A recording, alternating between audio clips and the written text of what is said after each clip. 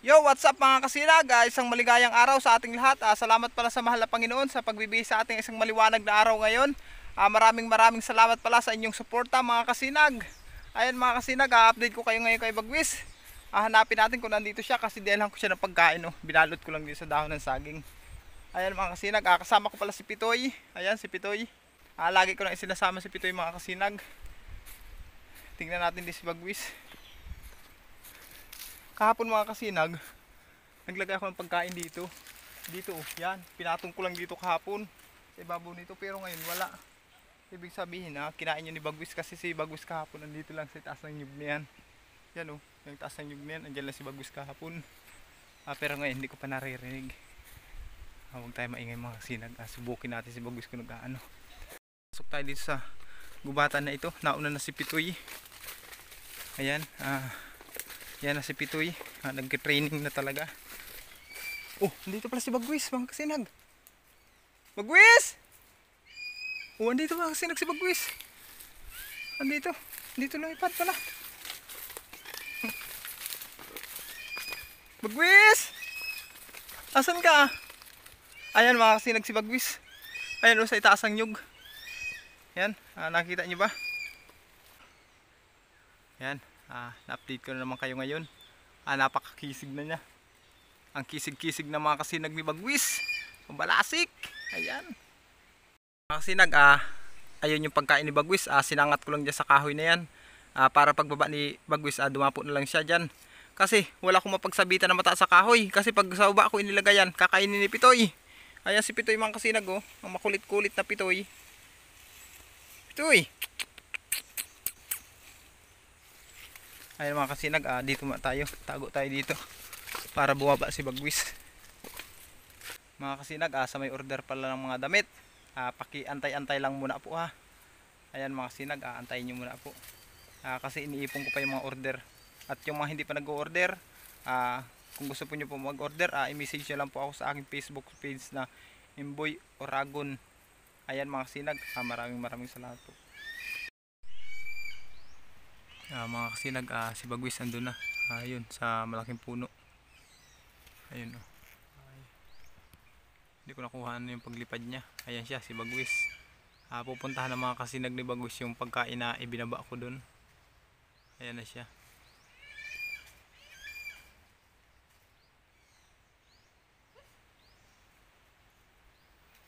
Malabo na, malabo. Ayan mga kasinag. Antayin natin na bumaba si Bagwis dun sa binibigay kong pagkain. Gutom na yun mga kasinag.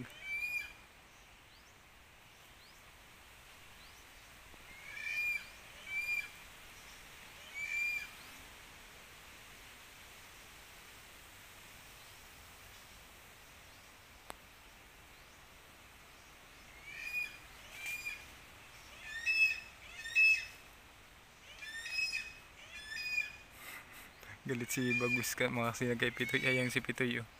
Pitoy! Pitoy!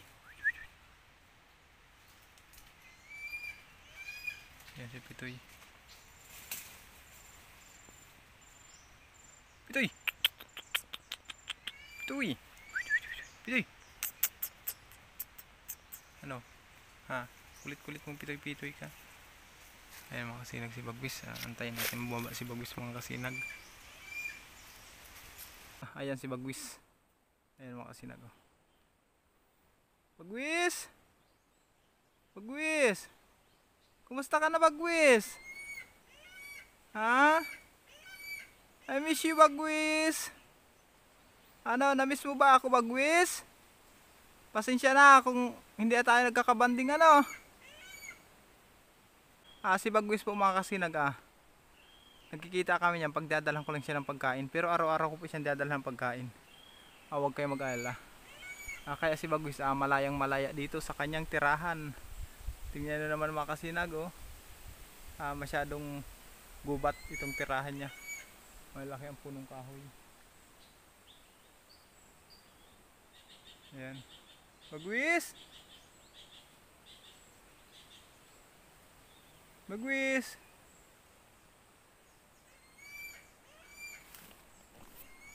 Kasi nag-adon ako tuwago kanina. Ang tagal ni Bagus bumaba, kaya pinakita ko ulit siya sa inyo. Pero yung pagkain niya mga kasinag ni Bagus andun pa rin. Nakalagay doon sa kahoy na itinusok ko. Kasi ito yung mga kasinag, iniwanan na ako. Umuwi na. Mga kasinag, bumaba na si Bagwis. Ayan siya oh. Kinuha na yung kanyang pagkain. Huwag kayo mag-alala mga kasinag. Malayo ang distansya ko sa kanya. Mga 50, 10, 20, 50 meters siguro. Ayun. Dinala na ni Bagwis yung kanyang pagkain.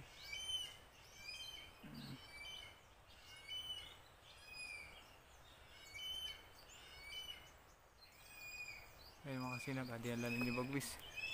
Yun. Hindi ko alam kung saan dadalhin niya yun. Mga kasinag, pag pinapakain ko yan si Bagwis, hindi ko yan hinahayaan na kumakain dito sa baba.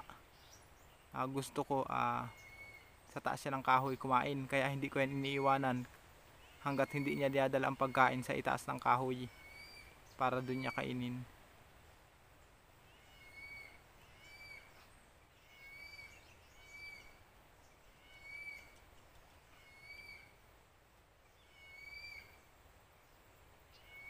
Yan mga kasinag, antayin natin na dalhin niya sa itaas ng kahoy yung pagkain niya.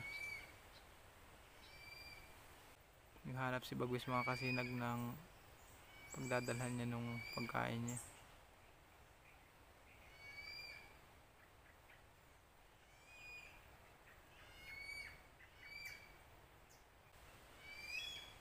Ayan mga kasinag, lumipad na.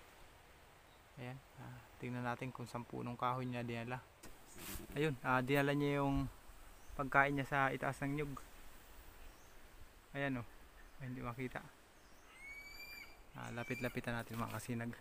Ipakita ko lang sa inyo.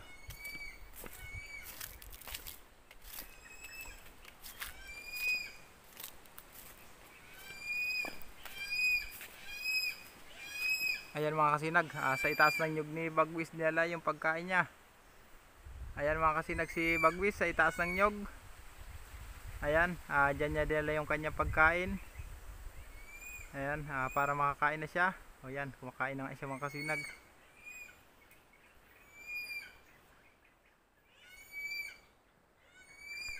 Ayan mga kasinag, magpapaalam tayo. Bye bye Bagwis!